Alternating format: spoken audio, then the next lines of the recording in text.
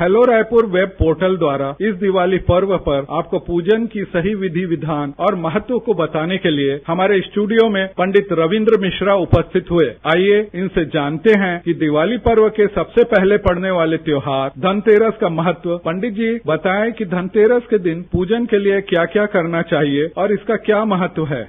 नाड़ी धत्ते मरुत्कोपे जलोकासर प्रयोर्गितम कलिंग का कमुंडू का गतम पीतस्य को पता। धनतेरस हम आप बोलते हैं, साधारण भाषा में धनतेरस बोलते हैं, लेकिन शुद्ध भाषा जो साहित्यिक भाषा है धन्वंतरी है। तो धन्वंतरी ये भगवान का नाम है और नाम कैसे पड़ा, ये पीयूष पाणी भगवान धन्वंतर के रूप में त्रयोदशी को भगवान ने जन्म लिया। इसलिए जन्म लिया कि मनुष्य प्राणी आगे निरोग रहेगा तभी वो लक्ष्मी की पूजन कर पाएगा, अपने आप में स्वस्थ रहेगा तभी वो एक अपने शक्ति को अनुरूप जो है स्वरूप में समझ पाएगा। तो भगवान विष्णु जो है पीयूष पाणी भगवान धन्वंतरी के रूप में उन्होंने अवतार लिया। जब अवतार लिया उन्होंने तो मनुष्य प्राणियों का उन्होंने पहले आयुर्वेद शास्त्र का निर्माण त्रयोदशी तिथि को ही उसका निर्माण हुआ। भगवान ने जन्म लिया, आयुर्वेद शास्त्र का निर्माण किया। आयुर्वेद शास्त्र निर्माण करने का महत्व ये था कि मनुष्य प्राणी को पहले रोग दूर हो, रोग से मुक्ति पाए। रोग से जब मुक्त हो जाएंगे तो आगे स्वस्थ होकर के वो आगे शक्ति का उपासना करेंगे, दीप मालिका का उपासना करेंगे। तो इस दिन जो है मेन यही कारण है कि धन्वंतरी भगवान जो है हमको पूजन करना चाहिए रोग से मुक्ति पाने के लिए। ये पूजा विधान ये है, धन्वंतरी भगवान का पूजन आप जो है धूप दीप नैवेद्य से भगवान को अर्पण करें। और जिस प्रकार से आप दीप मालिका पूजन करते हैं उस प्रकार से इसमें भी 13 दिया जलाने पड़ते हैं। 13 दिया इसलिए जलाने पड़ते हैं कि ये त्रयोदशी 13 तिथि जो है ये 13 दिया का ही महत्व है। जब त्रयोदशी में आप 13 दिया जलाएंगे तभी धन्वंतरी भगवान जी प्रसन्न होकर के आपको निरोग करेंगे। हाँ, महत्व है इसका। विशेष ये मुहूर्त जो है जैसे संध्या काल होती है, गोधूली वेला जिसको हम आप बोलते हैं, गोधूली वेला जैसी हुई उसमें भगवान धन्वंतरी का स्थिर लग्न में, वृष लग्न में से लेकर के मिथुन लग्न, कर्क लग्न, इस लग्न में यदि अपन पूजा करते हैं भगवान धन्वंतरी जो है हम आपको सभी भक्तजनों को और इस संसार में जितने भी प्राणी हैं सबको निरोग करते हैं। देखिए इस दिन खरीदने का बहुत बड़ा महत्व है। आप आज सुवर्ण है, सुवर्ण से बना हुआ आभूषण है, चांदी से बना हुआ आभूषण है, ये सब धातु है। धातु जो है औषधि के रूप में है, तो हम उसको औषधि के रूप में हम अपने घर में लाते हैं कि मुझे ये सूट करे। पंडित रविंद्र मिश्रा जी धनतेरस के बाद दूसरे दिन पड़ने वाले नरक चौदस के बारे में बताइए। और तिलकम ललाट बटले वक्षस्थले कौस्तुभम नासाग्रे वरमौक्तिकम करुतरे वेरु करे कंकणम सर्वांगे हरिचंदनम सुललितम कंठे च मोक्तावलिम गोपाल श्री परिवेष्टितो विजयते श्री गोपाल चूड़ामणि। देखिए नरक चतुर्दशी हम बोलते हैं, त्रयोदशी धन्वंतरी के बाद नरक चतुर्दशी आता है। नरक चतुर्दशी नरकासुर बहुत बड़ा राक्षस था।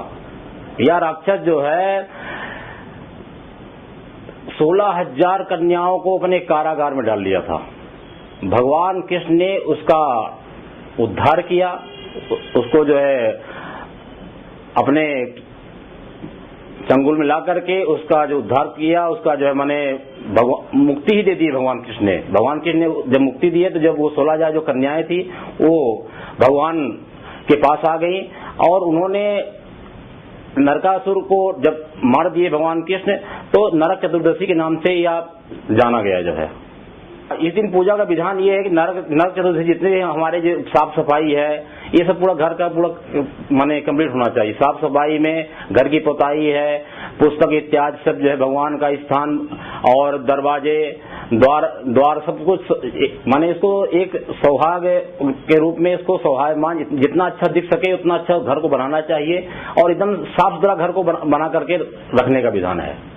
भगवान कृष्ण की आराधना करके जो है नरक चतुर्दशी को मान करके भगवान विष्णु की आराधना करनी चाहिए। भगवान विष्णु को 14 दीपक जलाना चाहिए और लक्ष्मी जी का अपने मन में यही धारणा करनी चाहिए कि अगले दिन जो है अब दीप मालिका आएंगे, लक्ष्मी महालक्ष्मी जी आएंगी, वो कैसे आए उनके बारे में विवेचना माने चिंतन करना चाहिए और नरक चतुर्दशी के नाम से जो है 14 दिया जो है भगवान को अर्पित कर देना चाहिए।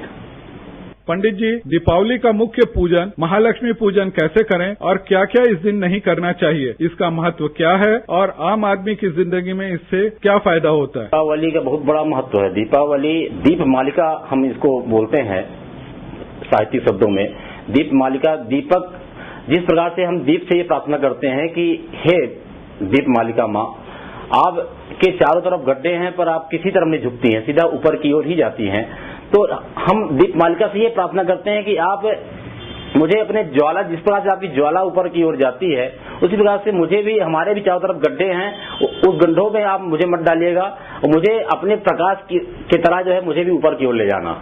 ये दीपमालिका का महत्व है। पर दीपावली का विशेष महत्व पूजा आज से नहीं, 10वीं शताब्दी से हम दीपावली मना रहे हैं। 10वीं शताब्दी से लेकर के सोमदेव सूर्य अपने यशस्वी तिलक से चंपू में इसके बारे में उन्होंने लिखा है कि लोगों को उन्होंने देखा कि मकान को शोभायमान बना रहे हैं, सुसज्जित बना रहे हैं, मकान को पुताई करवा रहे हैं, घर में जो है पूरा साफ सफाई करवा करके जो है, ऐसा उन्होंने देखा। दीपमालिका का प्रज्वलित करते हुए उन्होंने देखा, तो उन्होंने जो है अपने आप में वो बिल्कुल उसके साथ दीपक जलाने में वो अपना सहायता दिए। राजबली समस्त भूमंडल में अधिकार जमा लिया था, समस्त भूमंडल में।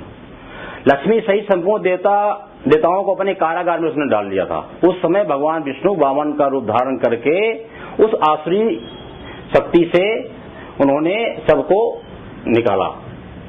आसुरी शक्ति से निकालने के बाद जो है, फिर जब लक्ष्मी जी उस आसुरी शक्ति से बाहर आ गई, सब लोग बाहर आ गए, तो लक्ष्मी जी का विशेष पूजा अमावस्या के दिन किया गया। ये पहला प्रमाण है। समुद्र मंथन हुआ, समुद्र मंथन में भी मां भगवती लक्ष्मी का प्रादुर्भाव हुआ, प्रकट हुई।